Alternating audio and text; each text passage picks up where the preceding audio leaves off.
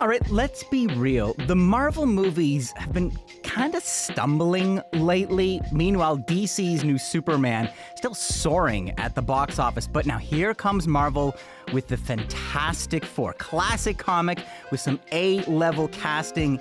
Is it going to be enough? I mean, like last, they're sitting in for Elamin Abdelmahmoud. This is Commotion. The group chat are here, and they have thoughts on the new Fantastic Four movie. We're also going to be talking about the two major 80s icons we lost this week. But right now, Eric Deggans, Teri Hart, Kristy Puchko, welcome back to Commotion. Hello. Hello. All right, friends, let us begin where we begin. A little taste of the fantastic. Mr. Fantastic. Invisible Woman. Human Torch. I love you, Johnny. And the Thing. Hey, what time is it? Say the thing. That's not really something I say. It's clobbering time. That's just in the cartoon. All right, it's clobbering time. Kinda. The classic Marvel comic book has been rebooted, given a fresh screen reboot. Fantastic Four back on the big screen with Pedro Pascal, Vanessa Kirby, Joseph Quinn, Ebon Moss-Baccarat, a.k.a. yes, Cousin Richie from The Bear. We even see The Thing doing some cooking. Teri, what's the vision behind this new take on the Fantastic Four? Well, you know, Eli, I think that what people are seeing in this, a very, very significant media buy that Disney has put behind this movie is like a restart for the MCU. It's like, we are done with the Avengers, we are done with those old characters, and we are in a new universe for the MCU, and that universe is Fantastic Four. It's this like futuristic 1960s vibe, and the production design and the aesthetic is, you know, one of the first things that you have to talk about. It is a vision, that's for sure, and it's a really fun movie to watch. I quite liked the movie. It really did, for me, harken back to Iron Man. It does feel like that is there's a high new praise. Start. Well, it had that kind of freshness, and yet there was something reminiscent about it in the way that Iron Man accomplished that when it came out for the MCU.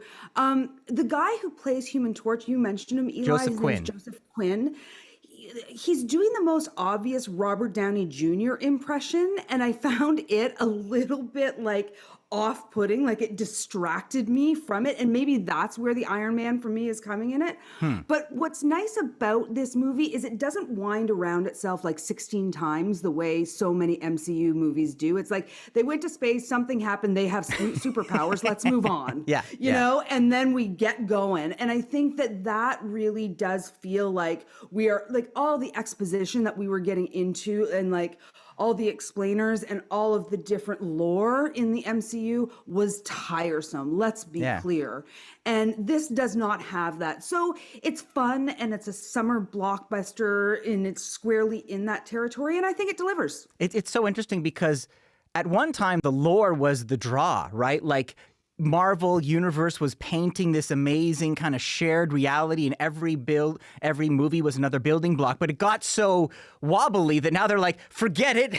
Let's start over again. It's the 1960s. Now, Eric, this is just the latest of the Fantastic Four movies. There was the 2005 version with Chris Evans and Jessica Alba, the 2015 version with Michael B. Jordan and Miles Teller. Personally, I actually enjoyed the Jessica Alba, Chris Evans version. I think I might be in the minority on that one, but talk to us about the Fantastic Four as just a story and a Marvel entity, and what makes it, up until now perhaps, so hard to adapt. Well, and far be it from me to disagree with my esteemed colleague, but I will say that this movie is going to connect to the next Avengers movie. And, you know, we saw, spoiler alert, we saw a scene at the end of the Thunderbolts that indicates that the Fantastic Four are going to go from the universe where they live to the universe where all the MCU stuff has happened, and they're going to be in Avengers Doomsday. And so, you know, we're getting back to the Avengers. Right. That's not exactly, they're not exactly walking away from that. What we got was a break from the typical connect everything to the MCU kind of movie, which I think the whole enterprise needed. Marvel Studios needed a break. Now, the Fantastic Four were the most, they were the building blocks for Marvel. They were the first set of heroes to come along to present Marvel's vision of these are heroes that operate in a reality. They're not in Metropolis or some made up city. They're in Manhattan. They operate out of a skyscraper in the middle of New York City. They deal with real landmarks and real people, and they were a family with real tensions. And I think one of the things that was hard about adapting this, though, is that so much of it was very cosmic, and so many of their villains were really exaggerated. I mean, Galactus is a perfect example, a world-eating giant. Yeah, from outside our solar system. Nothing right? grounded this about is, that. No, this is kind of an amazing. And I think a lot of the Fantastic Four movies where they fell down was figuring out who the villain could be. It wasn't Galactus in many of them, and if that villain's not Galactus, you've already kind of lost fans of the Fantastic Four because they want to see that classic matchup that defined the Fantastic Four. So Eric, it was great that they tackled, portraying Galactus the way he is in the comic books, giving you a sense of that, what the excitement around the comic book when it first debuted in the 1960s.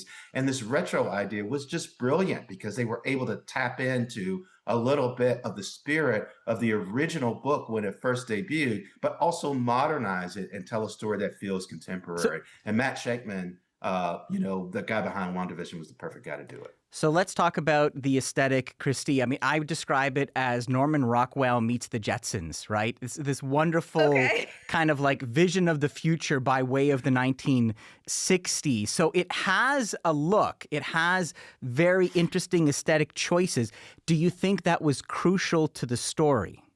I do. Here's the thing. I think that we got into kind of a rut where superhero movies became such a formula because it was working for DC and MCU for a while that they're like, these are how these movies look.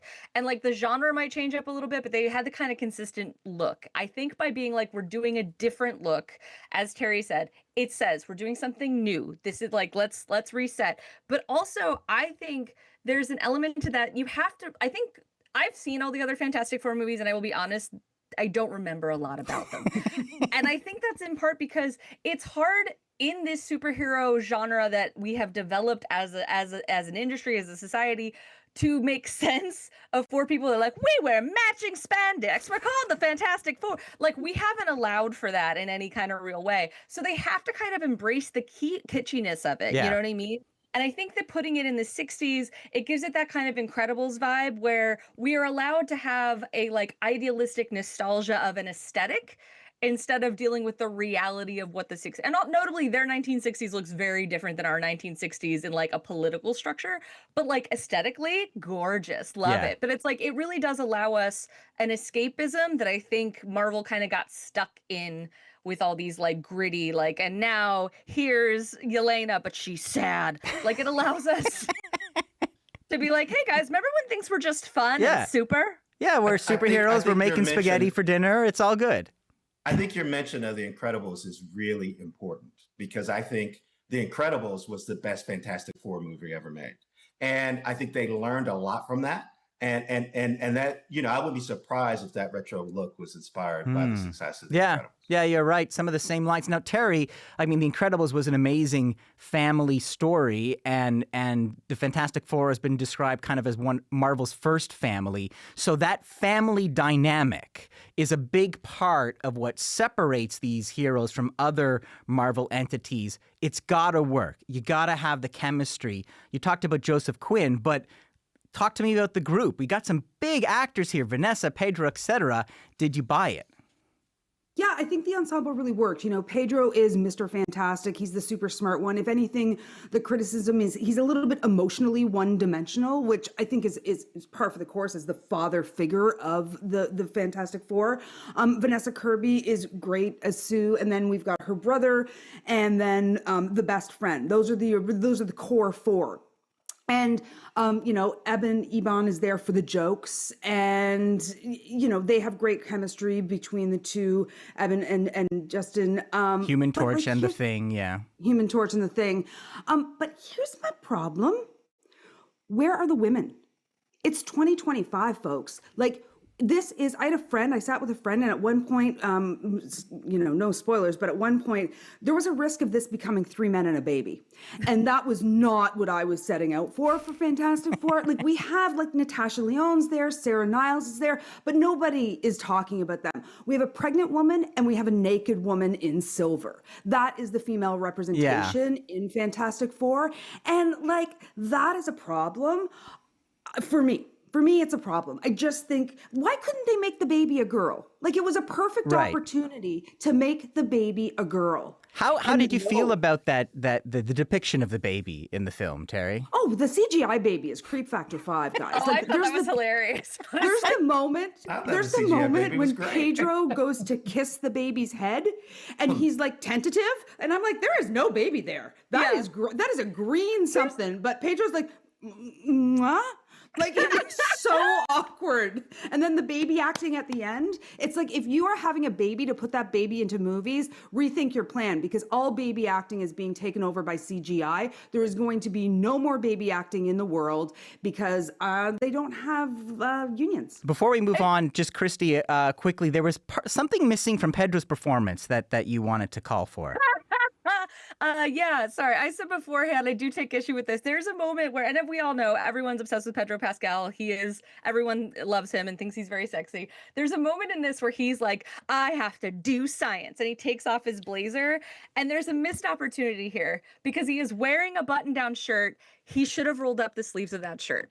It is a thing women need. They got to save it for Avengers Doomsday. That's why we'll come back. We have not been quiet about that need, folks. That's vocal. If this happens in Avengers Doomsday, if he rolls up his sleeves, I'm personally taking credit. All right. We're gonna wait. I'm impressed. We're gonna wait and watch for that, but we are gonna move on now. My name's Eli Glasser, sitting in for Elamin Abdelmahmoud. You're listening to Commotion, and you are hearing Eric Deggans, Teri Hart, Kristy Puchko, our chat group. Now, it is no understatement that it's been a tough week for Gen Xers like myself. We said goodbye to a number of 80s icons whose posters were pinned to our bedroom walls. Yesterday on the show, we talked about the impact of the late Ozzy Osbourne. And then immediately after the show ended, we learned about the passing of Hulk Hogan. We're going to get to the Hulkster in a moment. But first, we have to pay tribute to another important 80s TV figure we lost this week. Look at these sleeves. My arms are the same length. Wear out my sleeves. This collar's all crazy and its thin side is too big. Well, maybe you tucked it in a little more. It's tucked into my socks. You are gonna pay for this. I can see the chat group. They're laughing again. This is from the classic clip, the amazing sight of that ridiculous Gordon Gartrell shirt that Theo Huxtable was wearing. It's got this misshapen blue collar, ridiculous pockets. That was, of course, Malcolm-Jamal Warner starring as Theo on a classic episode of The Cosby Show. Malcolm died this past Sunday. At the age of 54, he drowned while on a family vacation in Costa Rica. Eric, reading the reaction to Malcolm's death on social media, it really felt like he was so much more than just this funny teenager on a big hit show. For you personally, what made his loss a big one? Well, I think for a certain generation, Theo was us. I'm probably a little bit older. I'm a little older than he was, and I was a little older than the character when it emerged on the Cosby Show. But here's a young kid in this family that's upwardly mobile, upper middle class. Black folks like me took a lot of inspiration in seeing an intact family, upper middle class in New York. And here's this kid trying to talk to his dad and say, I know that, the idea is that we all go to college and, that's what's done in this family, but it may not suit me. and I think there were a lot of aspirational young Black men at the time who were struggling with that.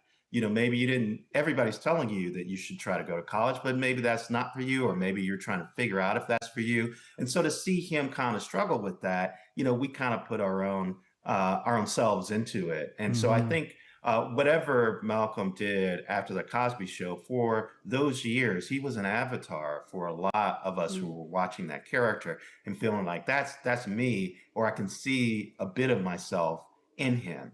And from the pilot, I mean, in the pilot episode, he's trying to talk to his dad about his grades and say, maybe I'm not the kind of person who goes to college. And his dad famously replies, "That's the dumbest thing I've ever heard." You're just trying to avoid working hard at school. And later, we find out that it's more than that.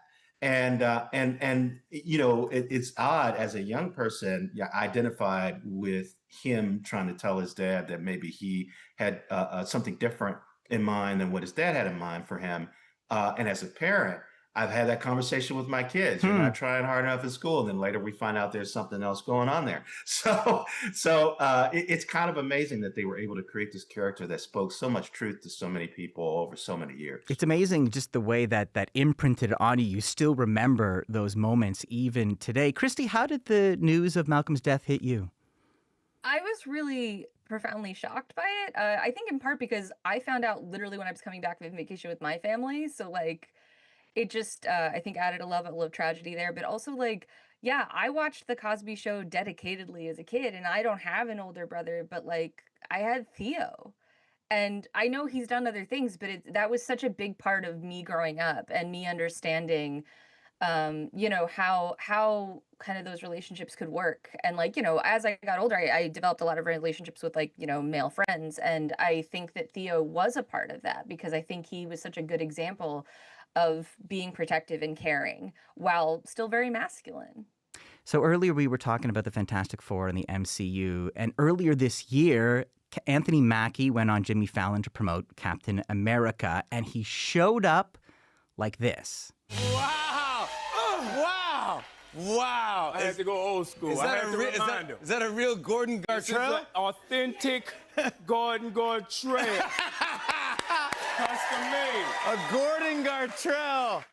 So Mackie had his own Gordon Gartrell made for his appearance on the show in honor of Malcolm's Cosby character, Theo. Teri, talk to me about what that clip says about the affection people have for Malcolm and the Cosby Show.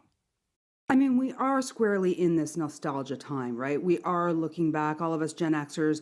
I'm going to be 54 in October, so I am squarely Malcolm-Jamal Warner's age, and I was squarely watching Theo on The Cosby Show and loving everything I saw. And I think that what Eric said as a teenage boy and then as a father is so resonant. And also, I read something, what really struck me is reading a lot of people's reactions on various social media.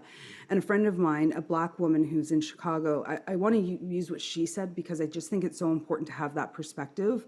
She wrote on Facebook, Malcolm represented the things about a boy that I hoped would happen to me, that a cute, nice, smart, funny boy from a nice family would like me. And while The Cosby Show was universal, everyone saw themselves in those characters. There's something special about what that reflection meant to young Black audiences. And I was... That's beautiful.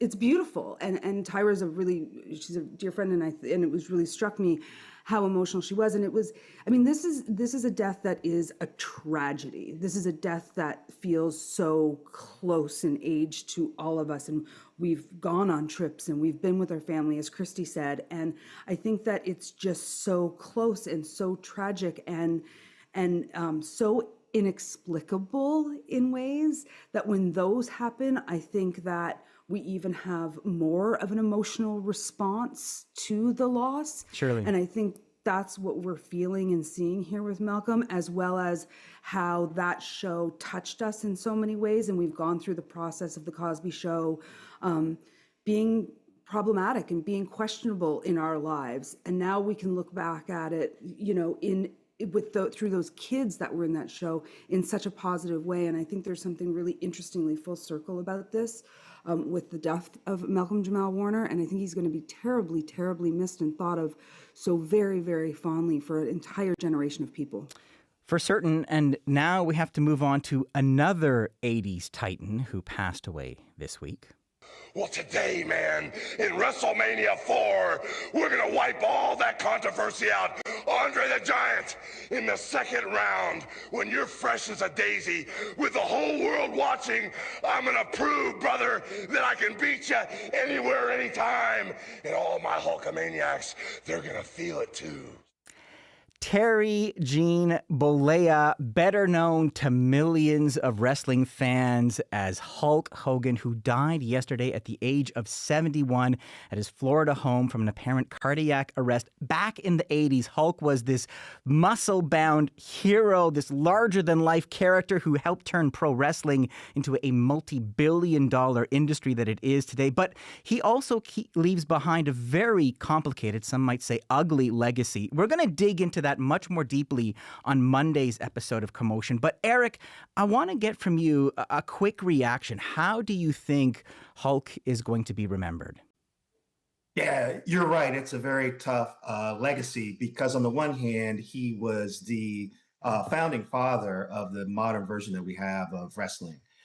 He was the biggest star of his day. He pioneered a lot of the things that we saw The Rock and John Cena and other wrestling stars refine and elevate. But he was the first one to do it. And he was the first one to present this idea, I think, of as a professional wrestler as a superhero. Before we had Marvel movies, really, before we had these big screen superheroes, the wrestlers were the superheroes.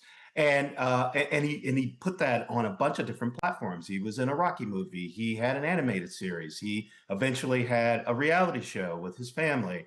He took that image and put it on many different platforms. Unfortunately, towards the end of his career, he was exposed using terrible language, having toxic behavior.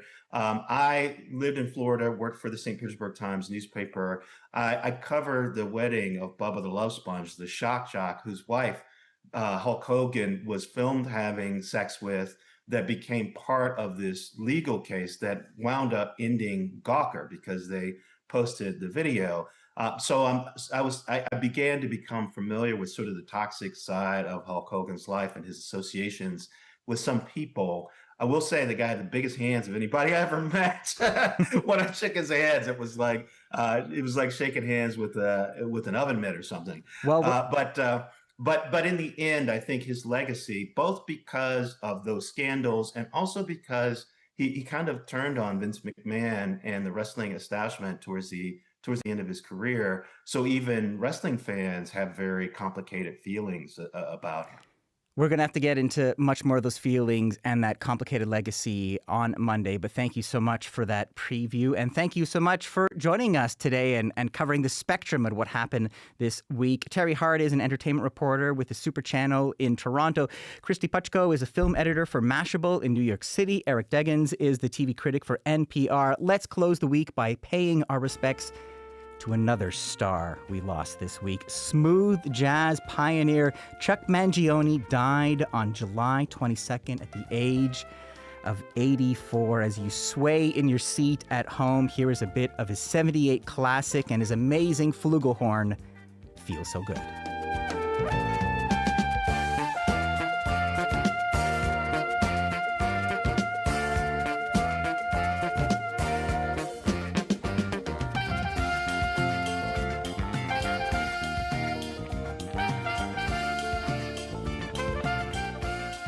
Classic right there from Mangione. Feels so good. He died of natural causes. That's it for the show. I'm Eli Glasser sitting in for Elamin. Thanks for listening. See you then.